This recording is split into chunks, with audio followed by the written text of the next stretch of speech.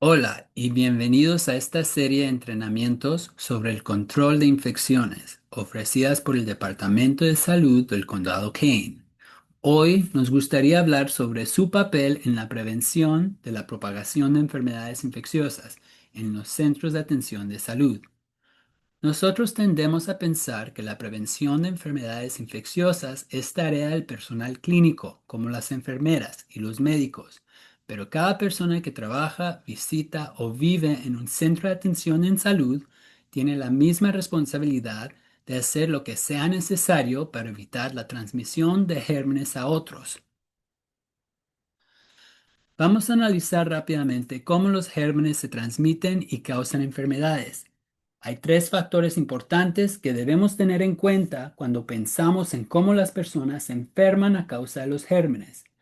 Primero, los gérmenes viven en todas partes, en el cuerpo humano, en las superficies, en el agua, en la tierra y en los animales. A estos los llamamos reservorios. Pero los gérmenes no pueden desplazarse y entrar al cuerpo por sí solos. Necesitan un medio de transporte o vías de comunicación. Algunos ejemplos de vías de transporte son los instrumentos y dispositivos médicos, las manos de las personas e incluso el aire. Para causar infecciones, los gérmenes necesitan sobrevivir en las superficies o en algunos objetos. Luego, estos gérmenes necesitan infectar a una persona y una vez que están en el cuerpo de la persona, deben invadir y debilitar las defensas del organismo para causar la enfermedad. Para detener la propagación de enfermedades infecciosas, debemos enfocarnos en estas áreas: reducir o eliminar los gérmenes en los reservorios potenciales, controlar las formas en que los organismos o gérmenes pueden acceder a las personas, utilizar formas efectivas para controlar la presencia y el crecimiento de gérmenes en superficies o objetos, y finalmente, garantizar que los cuerpos de las personas estén en las mejores condiciones para mantener los gérmenes alejados y combatirlos adecuadamente cuando sea necesario. Las personas pueden enfermarse por gérmenes en cualquier lugar, pero las probabilidades de contraer una infección no son las mismas en todos los tipos de entornos. Por ejemplo, los riesgos de adquirir una infección son mucho más altos en los hospitales y en las residencias de ancianos, ya que en primer lugar quienes viven en estos lugares suelen estar ya infectados con gérmenes y además sus cuerpos suelen tener menos capacidad para combatir los gérmenes y las infecciones en general. Entonces, ¿cómo se propagan los gérmenes en los centros de atención en salud? La forma más común en que se propagan los gérmenes de un lugar a otro es a través de las manos de las personas. Por ejemplo, de las manos de los trabajadores de la salud, de los visitantes y residentes. Esto puede ocurrir cuando usted se toca la boca y luego toca la manilla de la puerta. También cuando usted estrecha o le da la mano a un visitante y luego ayuda a un residente a levantarse de su silla. O también cuando usted suelta el agua del baño o inodoro y luego toca con sus manos la manilla de una silla de ruedas. Otra forma en que se propagan los gérmenes es a través de la respiración. Si alguien cerca de usted tiene una enfermedad respiratoria, esta persona puede expulsar pequeñas gotas al exhalar y luego usted puede inhalarlas. Los gérmenes también se pueden propagar a las personas, a objetos y superficies a través de las salpicaduras de fluidos contaminados, al soltar el agua del baño o inodoro, o alrededor del lavamanos, al drenar líquidos o al lavar las manos o objetos contaminados. Una persona que estornuda puede producir una nube de gotas que genera miles de partículas en el aire, las cuales pueden depositarse en las superficies y contaminar a otras personas.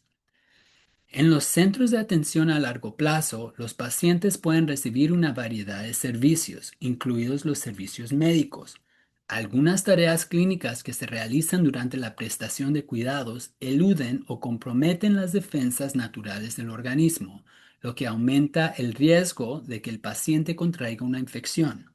Por ejemplo, un paciente puede infectarse con un germen durante un cambio de vendaje o al recibir medicación por vía intravenosa. Asimismo, los pacientes internados en los centros de salud tienen una mayor probabilidad de portar dispositivos invasivos, tales como cáteres, vías y sondas de alimentación, como parte de su atención médica, lo cual los hace más vulnerables a las infecciones. Es muy importante tener en cuenta todos estos aspectos que pueden permitir que ocurra la transmisión de infecciones, no solamente para la protección de los pacientes y residentes, sino también para la seguridad de los trabajadores. Es imposible hablar de prevención de infecciones sin incluir la higiene de las manos. ¿Por qué? Las manos contaminadas son la razón principal y la más frecuente de la transmisión de infecciones entre las personas. Esto es especialmente cierto en el sector de la atención en salud. Por mucho que pensemos que nuestras manos están la mayoría del tiempo limpias e inofensivas, nosotros tocamos objetos y superficies todo el tiempo y hay tantos gérmenes en esas superficies que desafortunadamente no los podemos ver. Puede que no te des cuenta, pero el contacto con el popó es más frecuente de lo que creemos. El contacto con superficies sucias ocurre cientos de veces al día. Por lo tanto, sin darnos cuenta, podemos estar contribuyendo a la transmisión de organismos nocivos desde un lugar hacia el cuerpo de una persona. Si esta persona es alguien que se encuentra enferma y débil, esto significa que la estamos poniendo en riesgo de adquirir enfermedades graves. Por eso, la higiene frecuente de las manos es clave para proteger a todos en los centros de atención de salud. ¿Usted sabía que durante un turno de trabajo un profesional de la salud puede necesitar realizar la higiene de las manos más de 100 veces? Realizar la higiene de las manos de manera correcta y a tiempo es esencial. Recuerda siempre que el lavado de manos es el método preferido para cuando las manos están visiblemente sucias o al manipular organismos específicos. Sin embargo, en general, el uso desinfectante de manos es el método más recomendado para la higiene de las manos en los centros de salud. El problema con la higiene de las manos es que las personas pierden la oportunidad de hacerlo y si lo hacen, no lo hacen apropiadamente. Al mantener sus manos limpias, ¿usted está seguro que lo está haciendo correctamente? Vamos a repasar rápidamente los pasos para lavarnos las manos apropiadamente. Primero, mójese sus manos con agua limpia y tibia. Luego, esparce el jabón por sus manos, asegurándose que cada parte de su piel esté cubierta. Frótese la superficie de sus manos y continúe frotándolas por lo menos 20 segundos. Puede usar el truco de cantar feliz cumpleaños 2 veces. Enjuague muy bien sus manos con agua. Asegúrese de cerrar la llave con sus codos o con una toalla de papel. Por último, seque sus manos muy bien con una toalla de papel o con la máquina secadora de manos. Como dijimos anteriormente, en la mayoría de los casos en los centros de salud, usted estará usando un desinfectante de manos para limpiarse las manos. Asegúrese de hacerlo correctamente. Primero, aplique una cantidad suficiente de gel para cubrir toda la superficie de sus manos. Luego, frote sus dos manos hasta que estén secas. Esto debería tomarle alrededor de 20 segundos. Recuerda verificar si el gel que está usando contiene por lo menos 60% de alcohol y si la fecha de caducidad está vigente. Usted puede encontrar esta información en la etiqueta del producto. Con relación a la higiene de las manos, es importante no perder ninguna oportunidad para hacerlo. Así que practique la higiene de las manos antes de tocarse los ojos, la nariz o la boca, antes de comer o preparar comida, antes y después de tocar a un paciente o su entorno, después de usar el baño, después de toser o limpiarse su nariz, después de tocar la basura. Acabamos de hablar sobre la higiene de las manos. Es una de las formas más importantes de evitar la propagación de gérmenes de una persona a otra. Pero las manos no son el único medio por el que los gérmenes se propagan. Estos gérmenes también viven en las superficies. Ahí es donde entra en juego la limpieza y la desinfección. La limpieza y desinfección de las superficies ambientales son aspectos básicos, pero son muy importantes y esenciales en la prevención y el control de infecciones. Estos ayudan a detener la propagación de gérmenes peligrosos en entornos sanitarios. especialmente donde los residentes o pacientes pueden ser más vulnerables. Por lo tanto, estas medidas básicas son fundamentales para prevenir infecciones asociadas a la atención médica, y ambas son necesarias.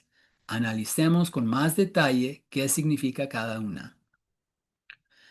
Limpiar significa eliminar físicamente los gérmenes y la suciedad de las superficies o de los objetos. Esto se hace por lo general usando detergente o jabón con agua. En lugares o entornos de cuidado a largo plazo, la limpieza ayuda a reducir la cantidad de gérmenes que podrían entrar en contacto con los residentes, los trabajadores de salud o los visitantes. Pero hay algo importante que recordar. La limpieza no mata los gérmenes. Esto solo los remueve de la superficie. Esto sigue siendo importante porque entre menos gérmenes existan, es menor el riesgo de transmitir infecciones. Cuando usted limpia un pasamanos o un botón de llamada con agua y jabón, usted está ayudando a remover los gérmenes que las manos podrían recoger y propagar a otros lugares. Esto es especialmente importante para superficies de alto contacto en espacios compartidos. La desinfección es el siguiente paso. Desinfectamos para matar los gérmenes, tales como virus, bacterias y hongos, que aún podrían estar en la superficie. Esto se hace utilizando desinfectantes registrados por la Agencia de Protección Ambiental, EPA. Estos son productos que han sido probados y aprobados para matar ciertos gérmenes sobre superficies específicas. La desinfección es importante, especialmente para las áreas de alto contacto, como las cerraduras de puertas, interruptores de luz, botones de ascensores y equipos compartidos. En algunos casos, la limpieza y la desinfección puede ocurrir en un solo paso si usted está usando un producto que es a la vez limpiador y desinfectante y la superficie no está visiblemente sucia. Pero si una superficie está visiblemente sucia, esta necesita limpiarse primero para que el desinfectante pueda trabajar apropiadamente. Finalmente, los desinfectantes necesitan tiempo para actuar, lo que se llama tiempo de contacto. También es posible que usted lo haya escuchado llamar tiempo húmedo o tiempo de permanencia. El tiempo de contacto significa el tiempo que el desinfectante tiene que estar mojado sobre la superficie para matar los gérmenes, tales como bacterias y virus, que pueden enfermar a los residentes o a los trabajadores de salud. Este tiempo no es una suposición, está escrita en la etiqueta del desinfectante. Algunos necesitan permanecer húmedos durante 1 minuto, otros pueden necesitar 5 o incluso hasta 10 minutos. Todo depende del producto o desinfectante. El punto clave es no debemos secarlo ni dejarlo secar muy rápido. Si la superficie se seca antes de que el tiempo de contacto se termine o si se limpia muy pronto, es posible que los gérmenes no se eliminen por completo. Por eso es que debemos poner suficiente producto para mantener la superficie húmeda durante el tiempo indicado. Si es necesario, tendremos que volver a reaplicar el producto para mantenerla húmeda, especialmente en superficies grandes. Este pequeño paso hace la diferencia para proteger a los residentes, quienes son los más vulnerables a infecciones. Así que recuerde, rocíe o limpie, manténgalo húmedo y deje que actúe. Esta es la forma como nos aseguramos de que no solo estamos limpiando, sino que estamos realmente desinfectando. Este es un ejemplo de un desinfectante con una etiqueta clara. El tiempo de contacto es fácil de detectar, así que usted sabrá cuánto tiempo dejarlo. Esto es simple, pero muy efectivo. Ahora que hemos hablado sobre la limpieza y desinfección, hablemos sobre el uso del equipo de protección personal. El equipo de protección personal o EPP es el uso de ropa o equipo especializado que se utilizan para reducir la exposición a riesgos que podrían causar lesiones o infecciones. Esto incluye la exposición a agentes biológicos como virus y bacterias que son comunes en el ámbito de los centros de atención en salud. Mientras el EPP es casi siempre asociado con el personal de enfermería y Los médicos es igualmente importante para el personal no clínico que trabaja en tareas de limpieza, mantenimiento, administración o en los servicios de alimentación. Los trabajadores no clínicos a menudo trabajan cerca de áreas de atención al paciente, manipulan materiales o realizan tareas que conllevan riesgo. Por ejemplo, un empleado de limpieza que limpia el cuarto de un paciente o un portero que transporta desechos han podido estar expuestos a material infeccioso. Por eso, el uso de EPP correctamente es vital, tanto para los trabajadores no clínicos como para los trabajadores clínicos. Vamos a repasar los tipos de EPP comúnmente usados por el personal no clínico. Guantes se deben usar cuando se toca sangre, fluidos del cuerpo, secreciones, excreciones, objetos contaminados o otros materiales potencialmente infecciosos. Es importante seleccionar el tamaño correcto de los guantes para proveer la protección adecuada. Asegúrese de cambiar sus guantes si se le rompen o si se contaminan demasiado. Como recordatorio, los guantes no sustituyen la higiene de las manos.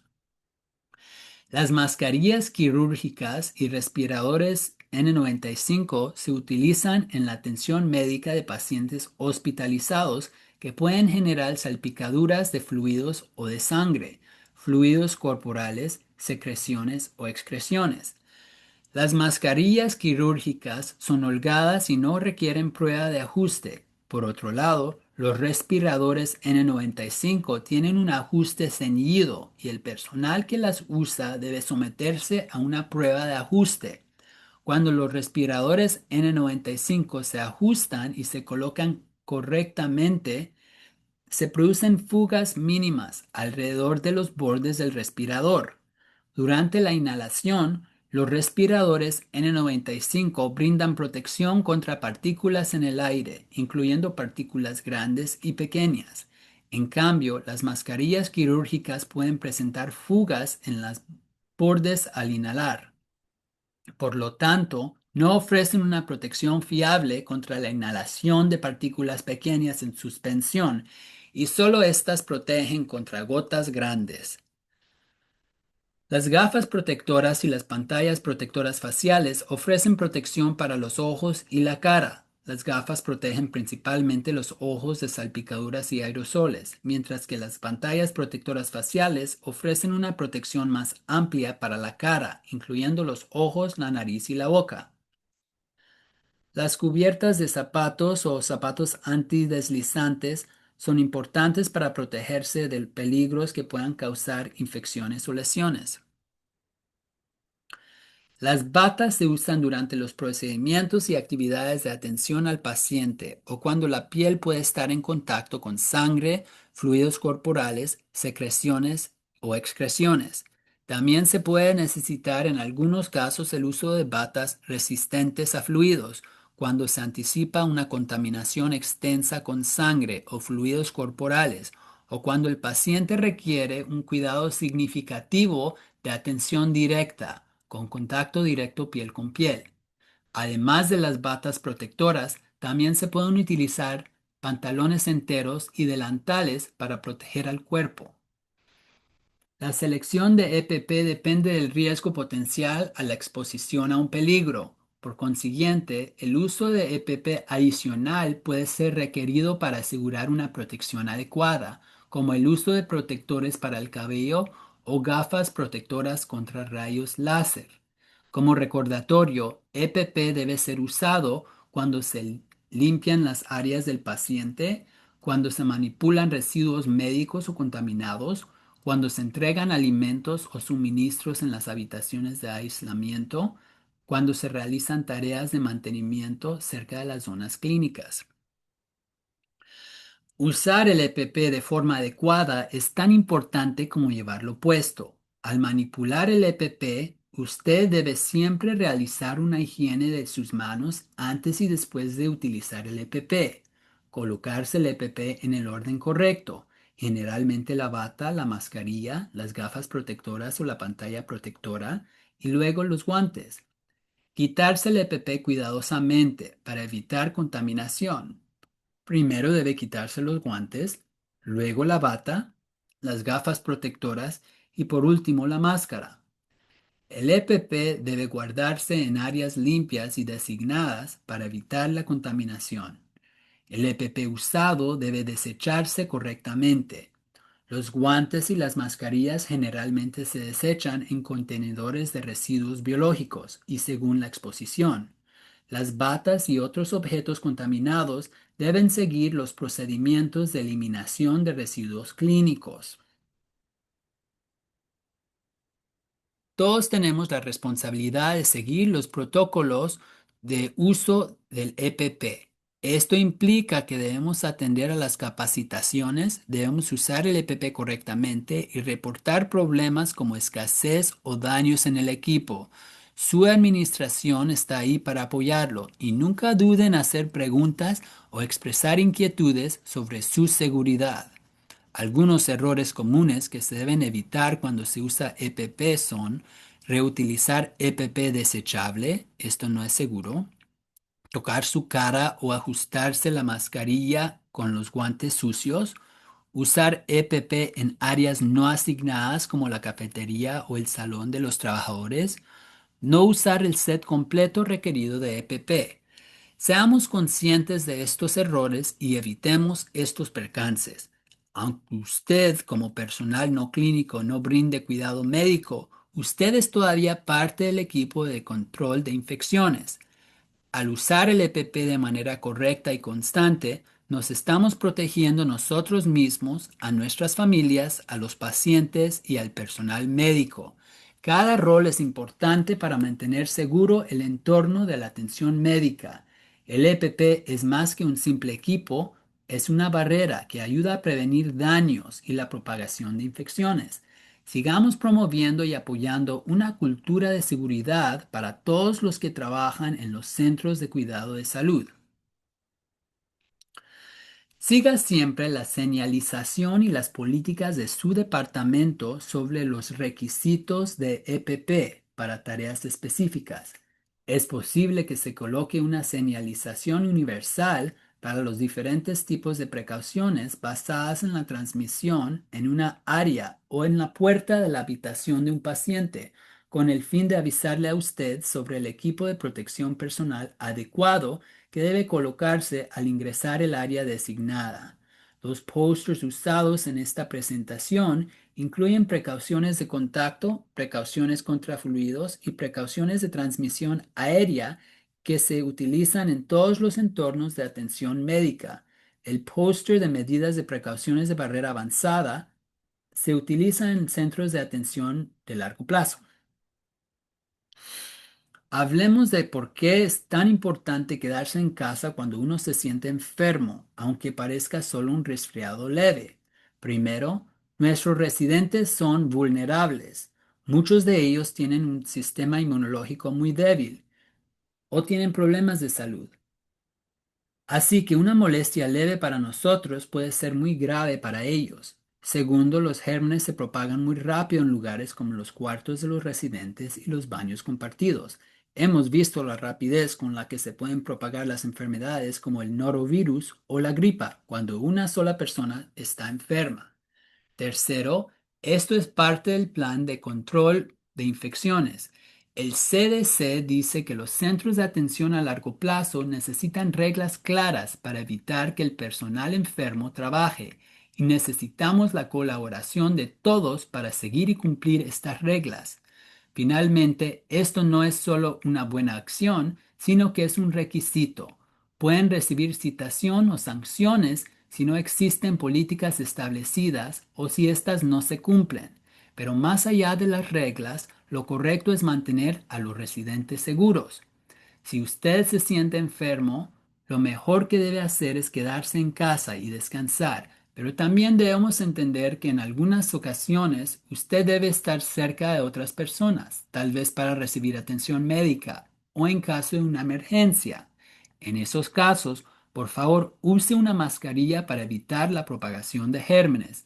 Así que la regla general es, si usted está enfermo cerca de otra gente, aún fuera del trabajo, por favor, use la máscara. Esta es una forma simple de proteger a otros, así como usted le gustaría que los otros lo protegieran a usted. Cubrirse la boca al toser o estornudar puede ayudar a prevenir la propagación de enfermedades respiratorias, tales como el COVID-19, la influenza, la tos ferina, el virus respiratorio sincicial, etc. Los gérmenes se pueden propagar al toser, estornudar o hablar, tocarse la cara sin lavarse las manos después de tocar superficies o objetos contaminados y también tocar superficies o objetos que las otras personas tocan frecuentemente. Así que usted se pregunta, ¿cuál es el protocolo correcto cuando se tose?